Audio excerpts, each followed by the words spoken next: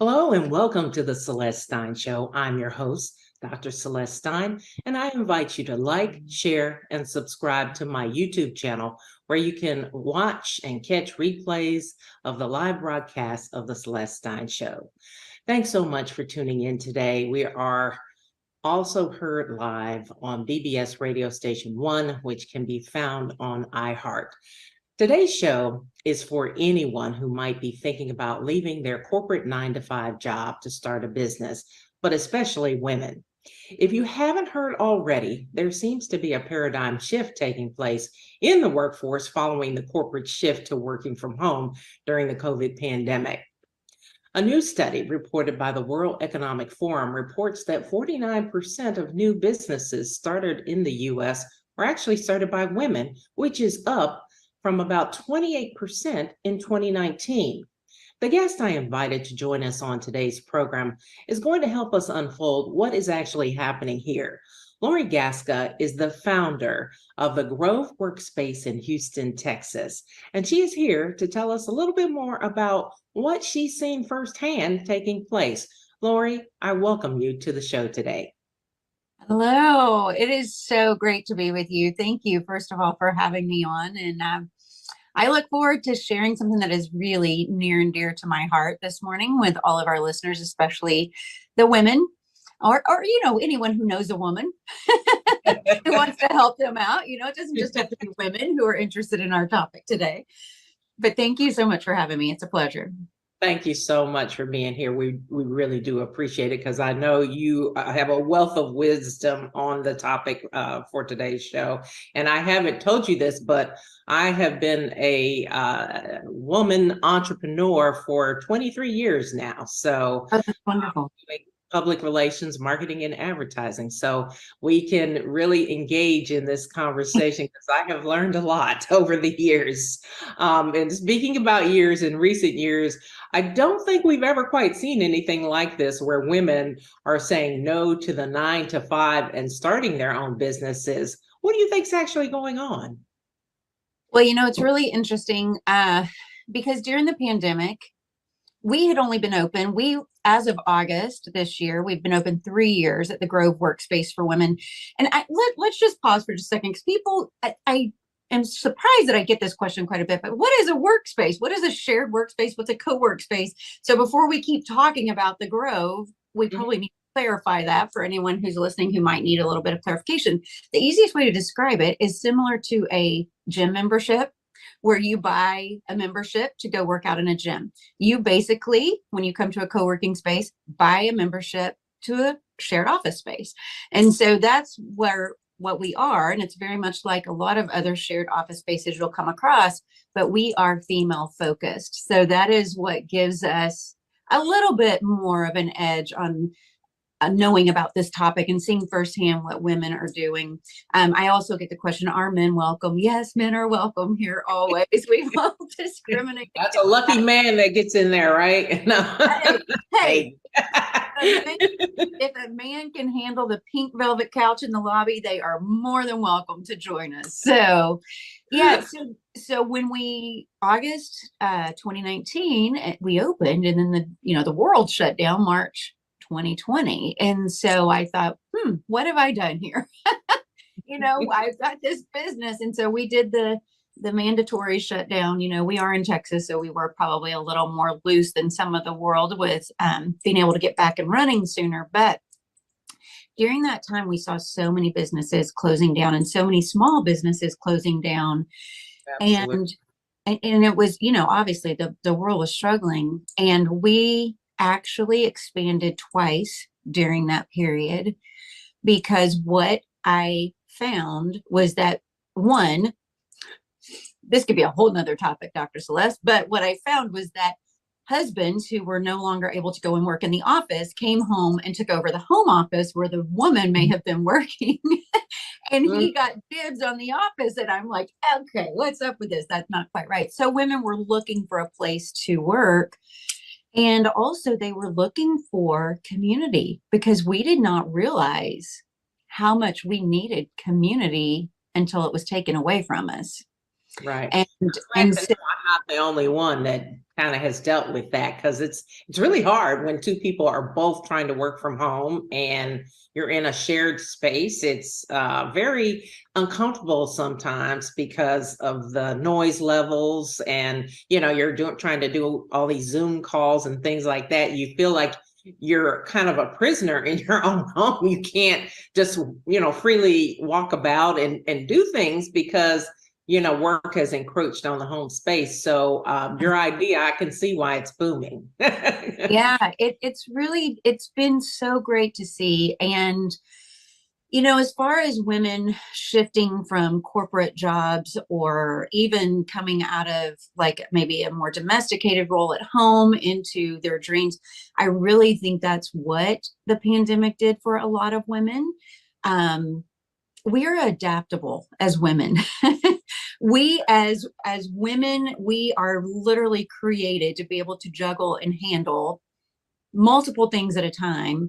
And if we're completely honest, in a traditional maybe husband wife role, if the kid's sick, who do they call? They call the mom. If there's a family member sick, who do they usually call? They call the wife, they call the mom. So not only are we trying to like focus on a job and a dream and a career and a business, but we are also juggling all these other things at home as life shifts and turns. But I think people were like, you know what, this is just my time. Like I can't go back into my office. Maybe my business was closed down. What am I going to do? Right, right. That's something that I think a lot of people were kind of struck with. Hey, what is happening here, and what does it mean, for the future of women in business, corporations? I think things have completely changed from when I first entered the workforce, and so understand that women entrepreneurship, is also growing around the world. However, obstacles remain. And according to the World Economic Forum, they revealed that men still outnumber women 3-1 when it comes to business ownership. So do you think with this new paradigm shift that that is something we might start to see change? I actually do think we're going to start to see that change. And I think we're starting to see it here. I know, like in our little micro community of the experience that I have, that's what I've seen, is that more women are wanting to take a little bit more control of their financial situation. They're ready to start exploring those dreams that they've put on hold for so long to do the things that they are doing in their lives. And I do think we're going to start to see that shift, which is super exciting for me. I mean, I'd love to see it. That is our full purpose here at the Grove. Is the name The Grove what came to me in a dream, actually. And then I love studying words and looking things up. And so I woke up the next morning and I was like, Grove. Okay, so let's look at the significance of that. So a significance of a grove is that it is a grouping of trees that help either give respite and rest to animals or people under them. But it also helps those trees to stand and grow firmly and strongly together. And so that is our goal here, is for women who are transitioning or who are ready to just start that dream for the first time. They can come in and be in a safe place surrounded by other women who are going to support them, help them plant their seeds, get their roots growing and grow strong, so that they can then go out and do whatever they want to do. And that's the biggest joy that we have here at the Grove, believe it or not. I mean, we make our money from people being members here, right? But it is a bigger joy, almost like a mama seeing her baby fly from the nest, when they grow out of the Grove and they are able to go out then and maybe have their own office space or do something that's calling them into bigger things. So it is so exciting for me to see that happen time and time again. Yes, I am sure it is. We're going to take a quick break. When we come back, we're going to talk a little bit more about, being on the backside of the pandemic and kind of where we're headed when it comes to business and working and starting businesses. So we'll be right back in just a moment.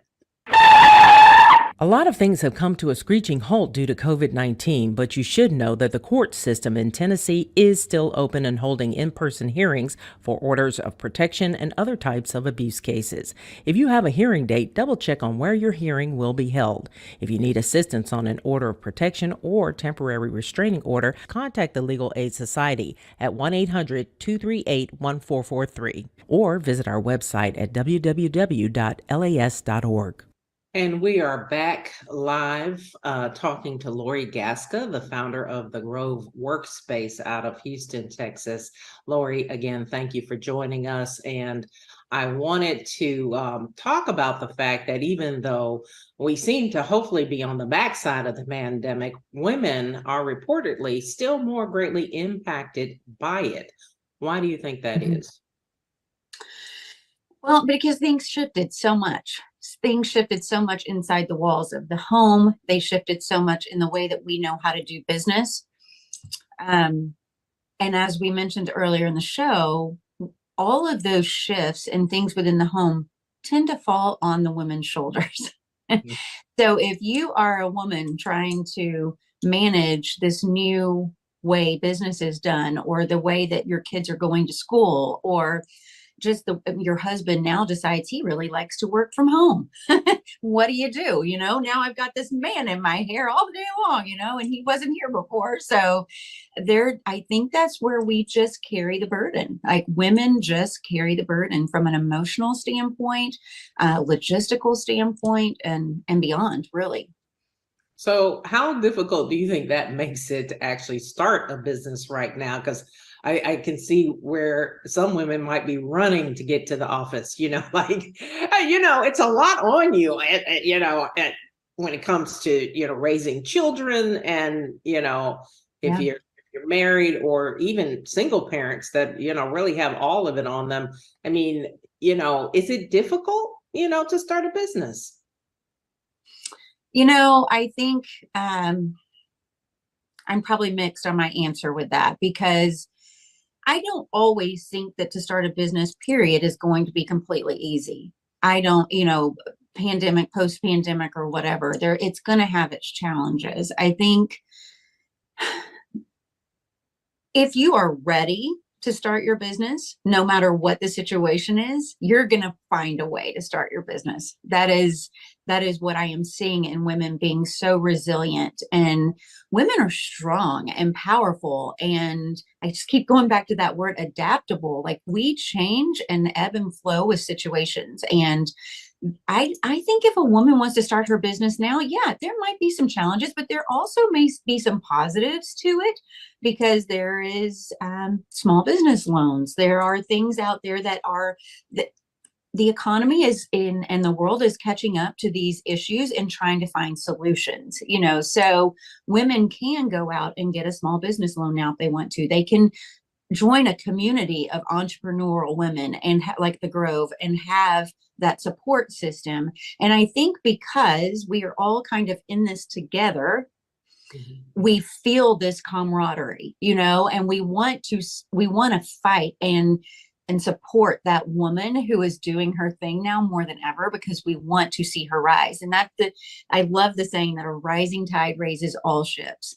And so every time, it is true, right? Is it not? Yeah. So at the Grove, is that how you kind of differ from other workspaces, by having sort of the nurturing support? Because, as I mentioned to you in our quick talk before we started, I actually started a business over 23 years ago, started as a sole proprietorship, and then moved into becoming an S corporation. And over those years, I'll just say, well, I want to kind of date back to right before I started. I was working a very busy job. I was like manager of public affairs at an airport. And so I ended up, having a lot on my plate on a regular basis, but I was always thinking about, this idea of being an entrepreneur. But every time I thought about it, Lori, I swear to you, my stomach, I was gripped in fear. My stomach would be in knots, and I was thinking, oh my gosh, what all is needed. Fortunately, I did have some training in school. I actually studied business economics at Spelman College in Atlanta, Georgia. And so I learned, I think, a lot more than most people who are starting in terms of, how many businesses actually fail and what you really need in terms of how you do the startup in terms of a business plan and things like that. And we're going to talk about that in just a minute. But um, I think that it's really important that when you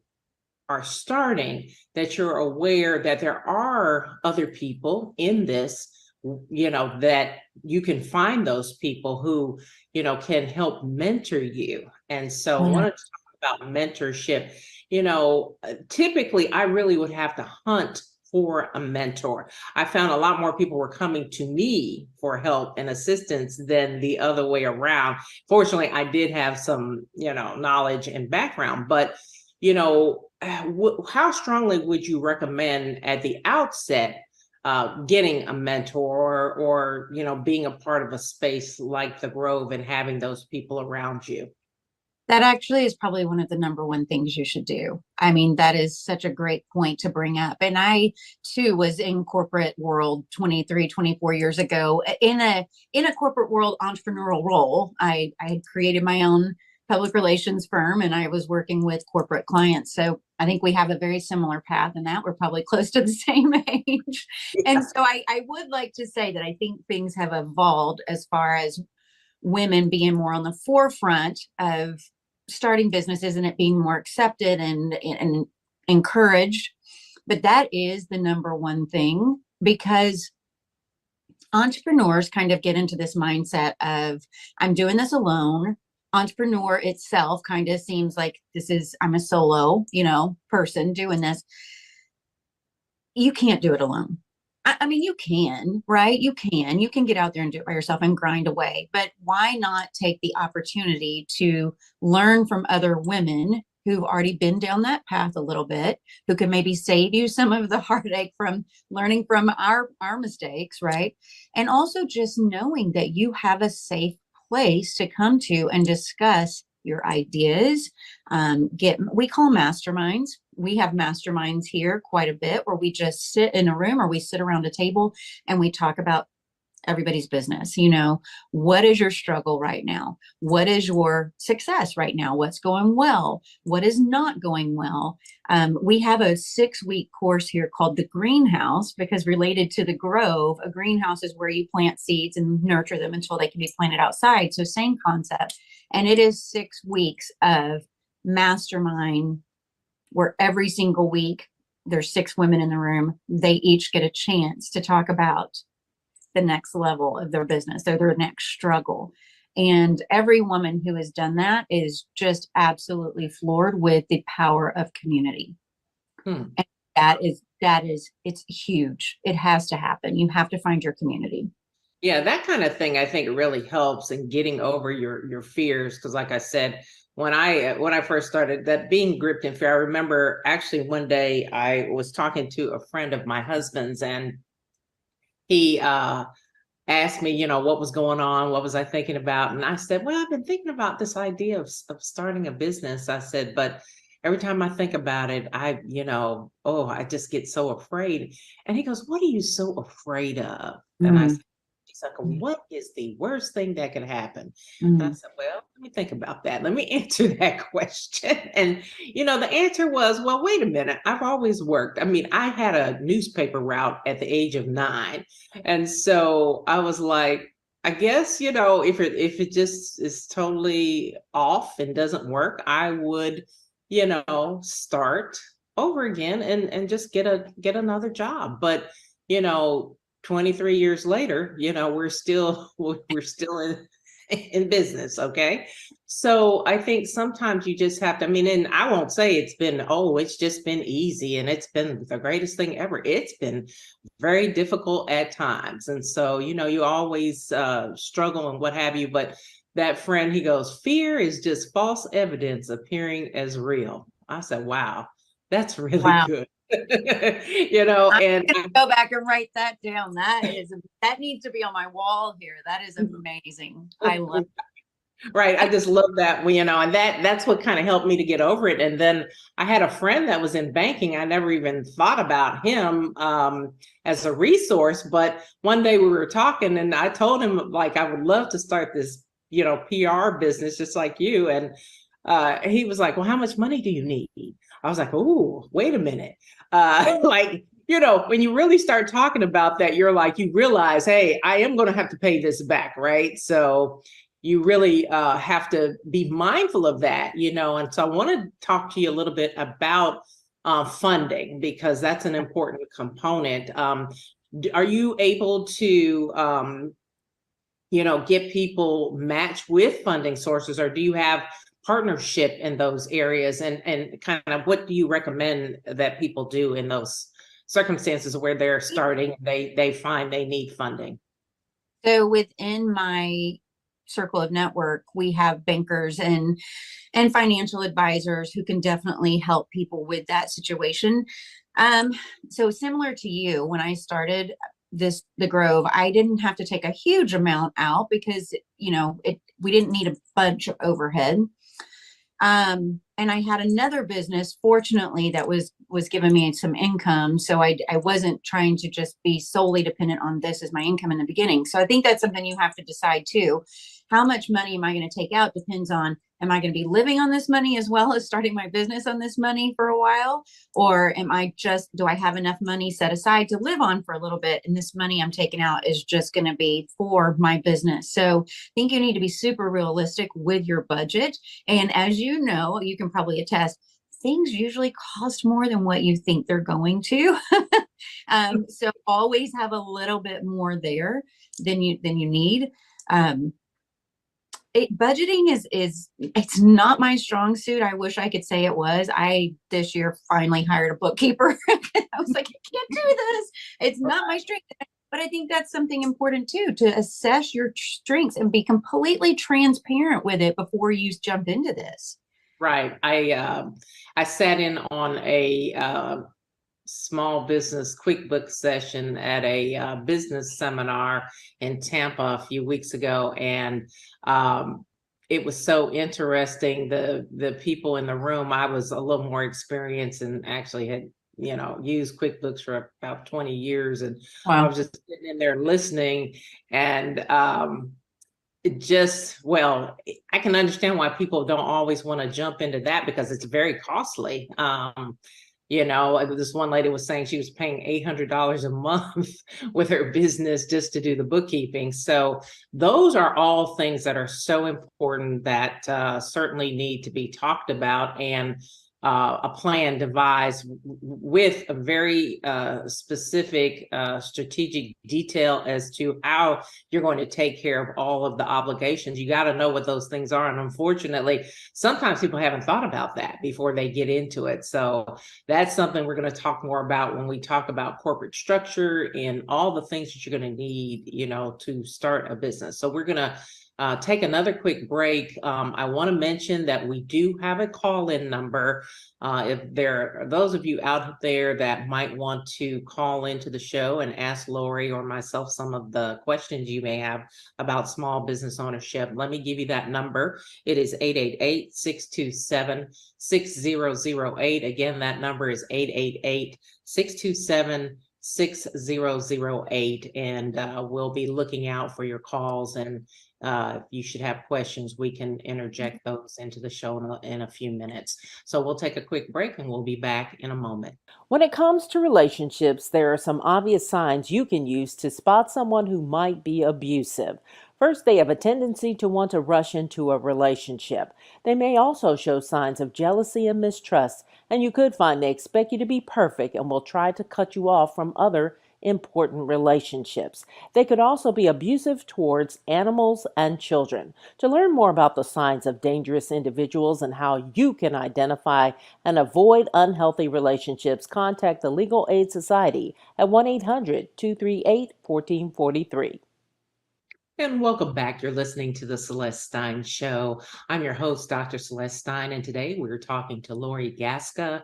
She is with the Grove Workspace out of Houston, Texas. And she's giving us a wealth of information today on business ownership and the Grove Workspace, and how having the camaraderie of women in business just shows just how resilient women can be. And when we all get together and partner and share the wealth of knowledge, how powerful that can be.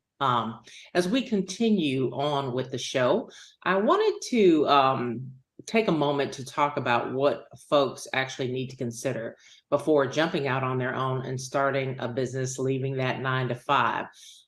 Let's address corporate structure first, Lori. I wanted to talk about what are the different ways one might consider actually structuring the business. Right. So let's step back for a second, because there are three basic things, I always say pillars, that I think anyone will need to consider before starting the business.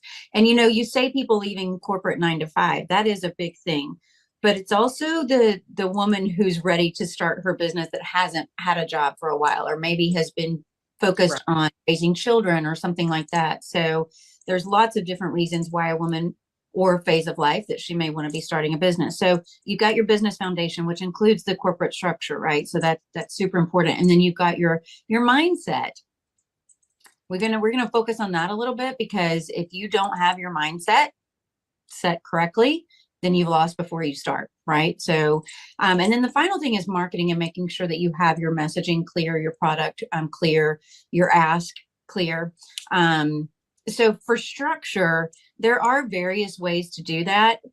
What I want to really focus on under the business foundations is getting the help that you need to properly set up your business. Because I'm not a lawyer and I can't give you the specific ways to do that, I do want people to know that it is a business cost and a business investment for you to hire a lawyer. And there are lawyers who are solo practitioners who are not going to charge you as much as these, bigger name. So find a lawyer in your area who knows small businesses, who actually might be a woman herself. My lawyer is a woman. And so she works with a lot of women-owned solopreneur type businesses. So when I come to her with questions about these things, she knows 100%, because she's had so much experience with that.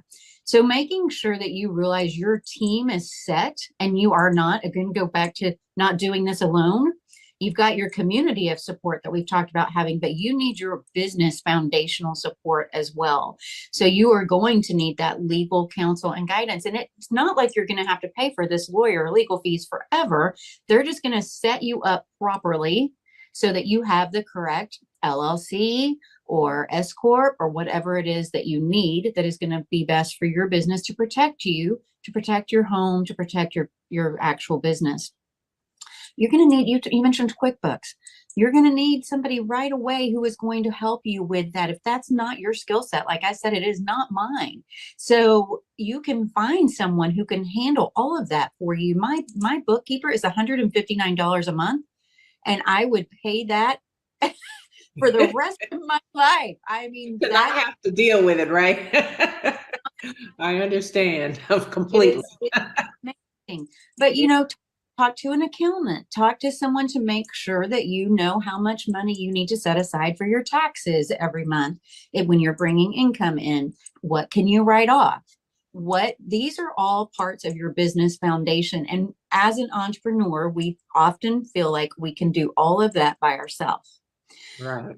And we may be able to, because if we are starting our business, we probably have a fairly smart business mind. And I know that you do. I know that you have a very smart business mind, but you have to ask yourself, what is my time worth? Because we all get the same 24 hours in a day. Absolutely. So am I spend half of my 24 hours in a day trying to figure out QuickBooks, trying to make sure I have the right legal structure done? Or am I going to put aside some of my money from my initial investment into that structure building and hiring the right people so that I can actually focus on what my passion is and what my job.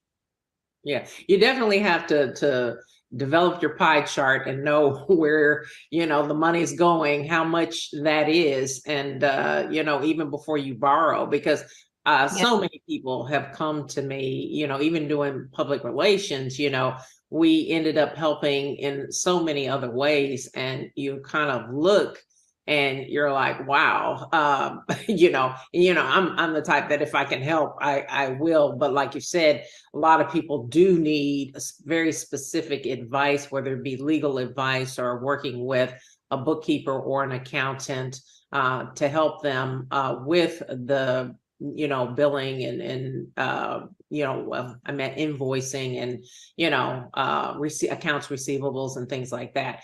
So getting back to corporate structure too, I will say that when I actually started as a sole proprietorship, which is an individual. The thing about that though is obviously it doesn't protect your personal assets. So it's really important to know about all of that and the differences and even what it costs to set up that corporate structure. So that's the starting point along with a business plan. Before you even get to that, you should obviously develop your business plan.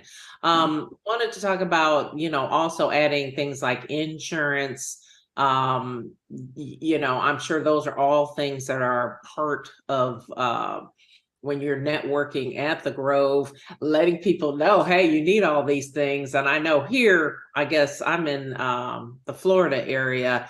It's different in that the insurance is way higher than in other states where I've lived. I guess we have a lot of hurricanes and things like that. Obviously, we just had Hurricane Ian and we had a tropical storm. So a lot going on there. So that might drive those prices up. So those are things that, also should certainly, I'm sure, be investigated.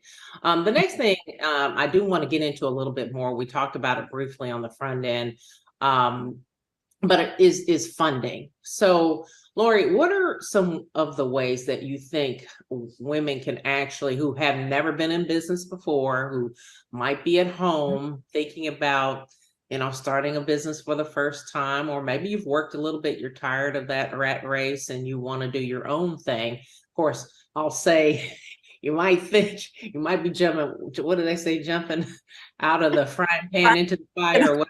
It's just like, well, let's talk about that for just a second, because I have 2 girls and 2 boys, and my daughters, my children are a little bit older, so they're starting to think about like what they're going to do for careers and that kind of thing. And I've had both of my girls say, I want to have my own business like you, Mom. I mean, and I was like, okay, I love that I have instilled that in you. But what I want you to know is that it will be the hardest job you have ever loved. And it will be, it is not, we often make it look so easy from the outside, right? Because we want to be all put together and we've got this all working smoothly and we're just fine oiled machine, when in reality, we are like this underwater, like 1,000 miles an hour trying to do all the things. It is the most difficult thing I've ever done. That is the most rewarding thing I've ever done. And so just don't expect it to be super easy. And I do want to say real quick, when you're talking about business structure and all the things that we talked about, and it could be overwhelming for some people listening, like, oh my gosh, I didn't consider all those things. That's a lot. So it's a lot. So when you find your business advisor or your legal advisor, whoever you're going to talk with, come in with all of your questions ready to go. All of the things that we have mentioned today: insurance, what structure do I need? What about my taxes? What kind of accounting do I need to do? All of these things, have them clearly defined on a list, because lawyers charge you by the hour. So when you go in, you don't want to go in and just be completely unprepared. So you are going to prepare to be prepared. So that's what you're going to have to do. So any of these things, just start making your list so that you can be very clear with all the things that you need to consider. Education is so important. I think, take the time to go to the SBA's website, read as much as you can. Each state obviously has a lot of information about small businesses and how you can start up and what things you're going to need to start your small business. So that is just key, what you just said, so important to, get what you need. And like you said, everything's costly. If you're uneducated, you're going to pay like twice as much. So true. Very true. Yeah, 100%. So you mentioned funding. So just personally for me, when I started the Grove, I was looking at, this is pre-pandemics, and so things were a little bit different, but I was looking for just a traditional business loan. How can I go, and when I went in, because my other business is a network marketing business or a multi-level marketing business, an MLM, bankers do not like those kinds of businesses. And wait, I am making enough money for you to approve me for this, $25,000 loan that I'm looking for. And they're like, no, your income doesn't count. And I'm like, how can it not count? I have been making, so that was like a wake up call for me.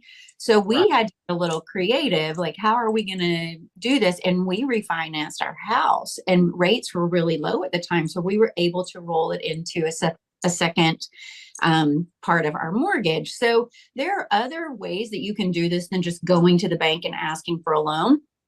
You don't dismiss the idea of grants, especially now post-pandemic. There are more grants out there for women-owned businesses, and minority-owned businesses as well. So do not, apply for everything.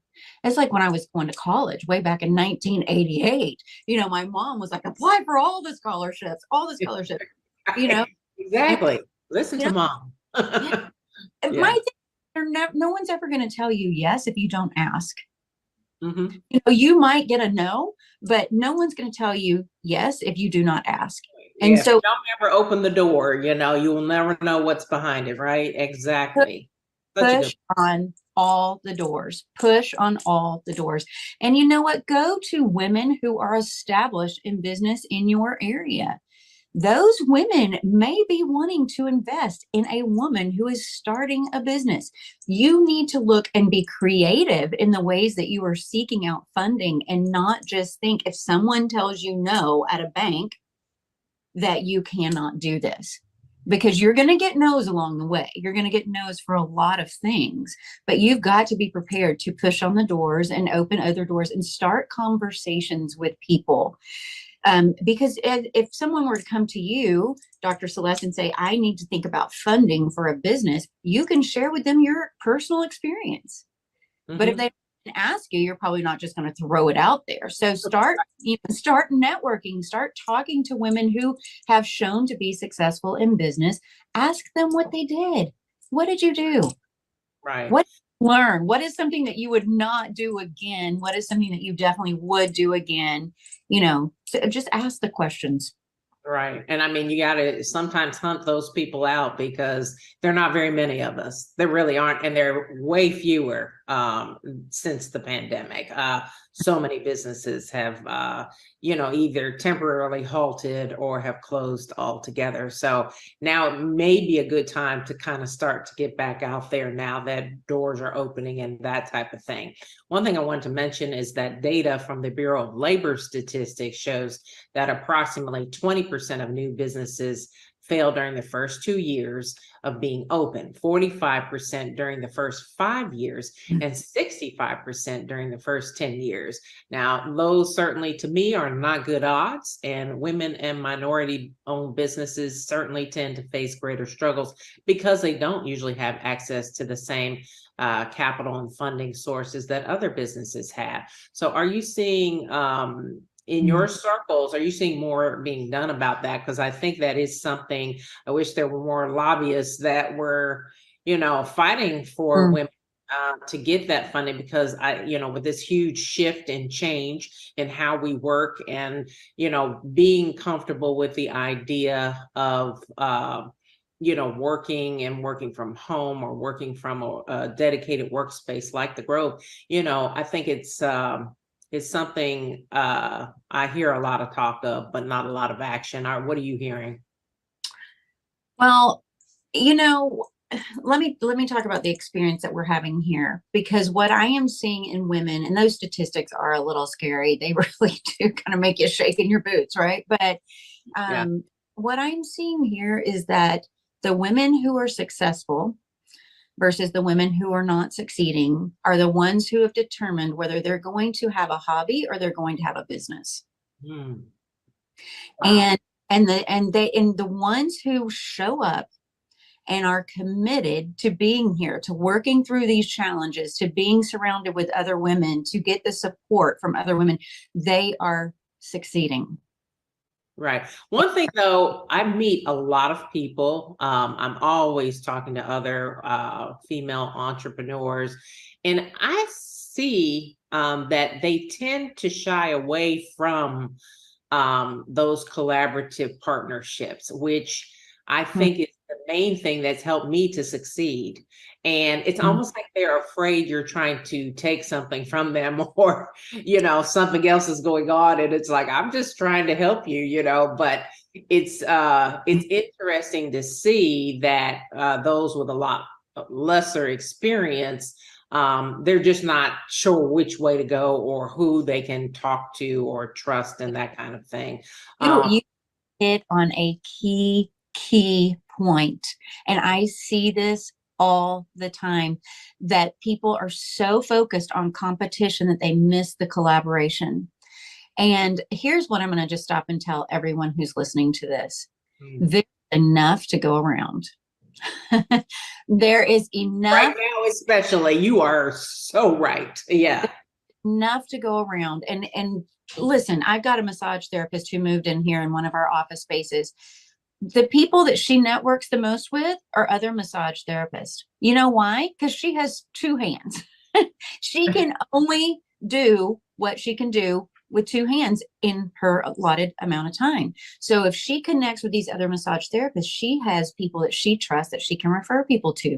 Then when they're too busy and she's not, they'll refer back to her. This is how that works. It's reciprocal relationships that you have to develop in the same industry with you, in the same product service, or in the same offering as you. It is okay, because when we hold on so tightly like this to our little circle, or our little bit of whatever we're getting and bringing in, we are not opening up to receive more. We are holding so tightly that we are focused right here, and we're not seeing out beyond what is in our immediate view. And we have got to start focusing on community over competition. If you can create community and put all of that aside. And here's another thing. I do believe firmly in the law of attraction. Whatever you are putting out there is what is going to come back to you. Yeah. So if you are not willing to try to help another woman's business succeed, you're not going to get that back. No. I just said I've done some teaching, and one of my former students was putting out a lot of negative stuff on the internet, and I sent a little message to her, just one-on-one, but I said, did you ever stop to think that what you put out into the universe, you actually get back? So if you're saying all these negative things about certain things, or people, it's likely to come back to you. And I think that is so key. It's funny you mentioned that, 'cause like I said, that just happened this week. Yeah, you are so wise. I mean, that is so wise. And if she will receive that constructive criticism and constructive critique from you, her business will shift. And that is the next pillar that I have women focus on so strongly, is mindset. Because if your mindset is not right, and you are not leading with the right intentions, with the right energy, with the right positivity, you're not going to get that back. Right. You're going to bring all the negative stuff back to you. You're going to block all. People don't want to work with negative people. They don't want to buy your service. They don't want to sit down and do business with you at the same table if you are bringing a heavy negative energy to the room. That's so true. Yeah. I think, people really should consider that, your attitude your attitude determines your altitude. You are full of it today. You are full of it. That's another good one, right? On that note, we're going to take another quick break, one more break here. And when we come back, we're going to talk about women and men in the workforce and kind of what's happening there, and we're going to get some more information from you and how people can reach out to you at the Grove. So thanks again, Lori, for being with us. We're going to take a quick break and we'll be right back. Domestic violence between intimate partners is expected to rise by 20% during and coming out of the quarantine shutdown. There are steps you can take to protect yourself. Don't wait for an abuser to hurt you. Call the police if you feel threatened. If your abuser begins to stalk you, it might be time for an order of protection. Once you get it, carry it with you and show it to police if you must call them. For more information, call the Legal Aid Society at 1-800-238-1443.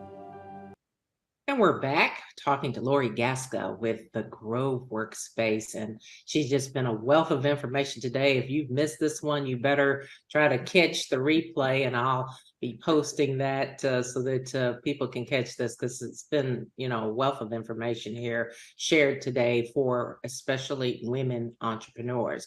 So let's talk about some more stats here. According to the Pew Foundation, women have overtaken men and now account for more than half, 50.7% of the college-educated labor force in the U.S.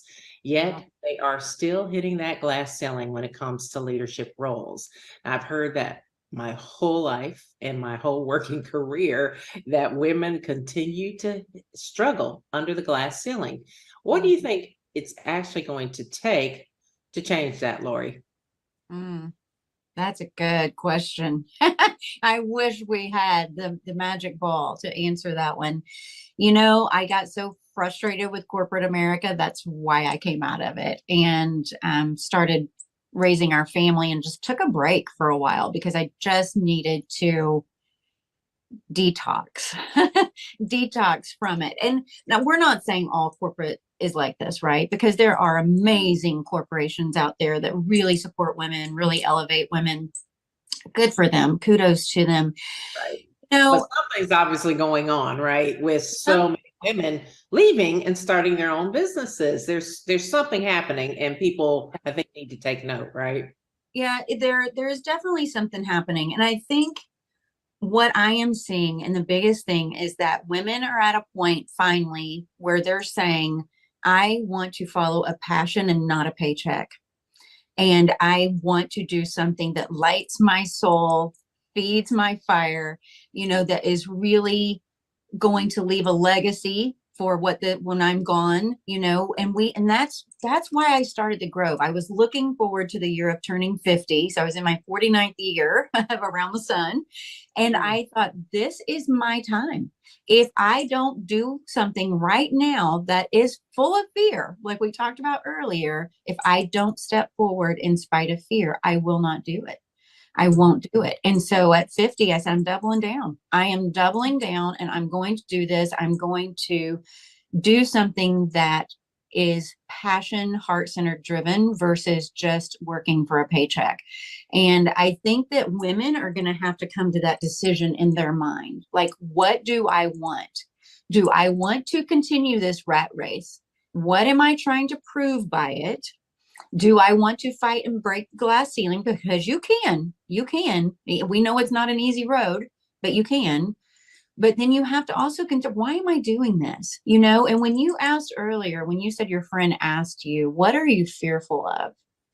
I think most of us could answer that we are fearful of what others will think of us if we fail.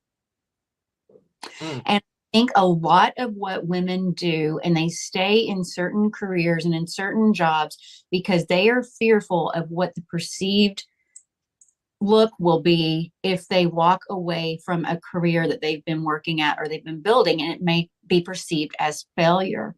When in reality, if you're walking away from something that does not fill your heart and does not give you passion and make you excited to wake up in the morning to go to that job, then you are winning. If you walk away from it, you are winning. What I will say, though, is that if you are going to do this, you can't just follow passion if you need to have an income, right? Because sometimes we follow passion and it's great. Maybe we don't need the income. We just want to do something that's service driven or that's really important to us. And it doesn't matter how much money we make. For most of us, we still need an income. So you Right. got to find where that passion and profit intersect. Right. Well, I Where, can tell you, I've made that mistake going after the money.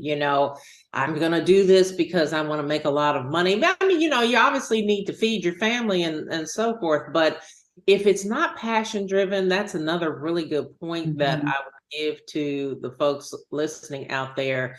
Go for those things that you've always been passionate about, because if you just go along to try to make money, those things usually do not work out well. And I mean, that was pretty much my experience. And if I could say one thing, it would definitely be the fact that it's important to really think about something that you've done that you probably always have been good at, always been successful at, those type of things. And that tends to be work out so well. In terms of I've always liked helping others and doing things that really feed the soul and make people happy and Mhm. satisfied with their own lives, helping them find their way. That's sort of my passion. Yeah. um but I would say that when you look at some young woman out there that might be trying to get started, um what would be the best piece of advice you could give her? Hmm. Okay, so my best piece of advice would to be extremely clear on what your product, service, or offering is. Because where I see so many women fail is when they try to, maybe they do have an array of skills, an array of talents, or maybe an array of products that they can offer to sell. But when they try to roll all of that out at one time, the messaging is so watered down that it is lost. You have to find your one or two things that are going to be your highlight, the things that you are going to become known for, not just because you're going to be able to do all these things for people, but because you've got those one or two things that you are really going to make your key marketing message. And this is so crucial because we do try to go out there and think we have to reach everyone. You do not have to reach everyone. You have to reach the right one.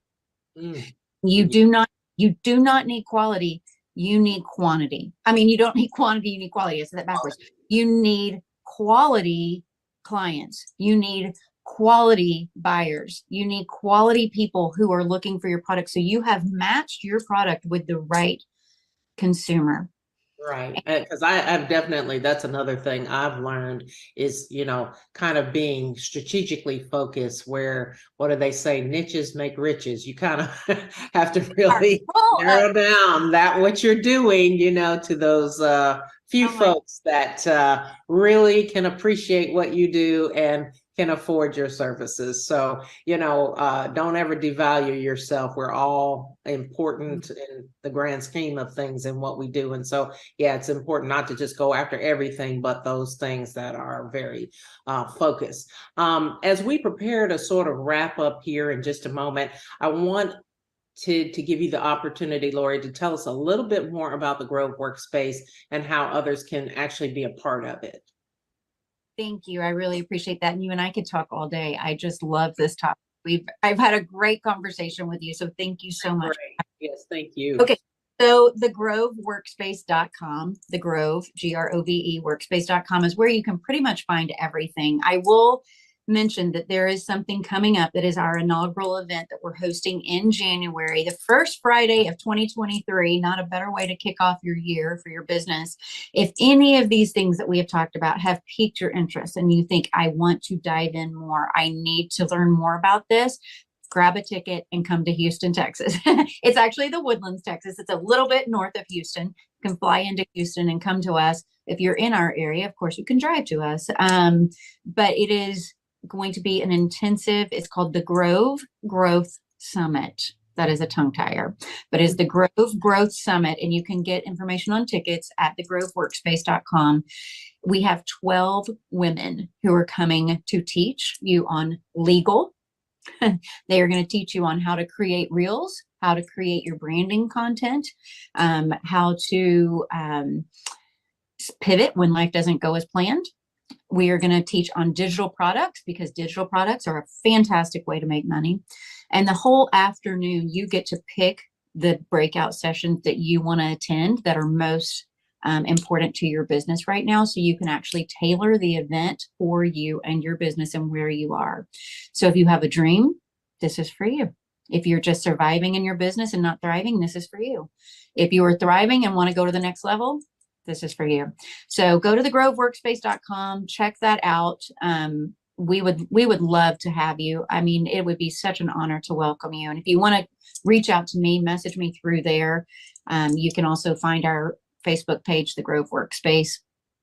And that is so exciting. I'm so happy for you. That is going to be a wonderful, wonderful event that people really sound like they need to attend if you're, just starting your business or, kind of trying to find ways to grow and network and expand. So that's just awesome.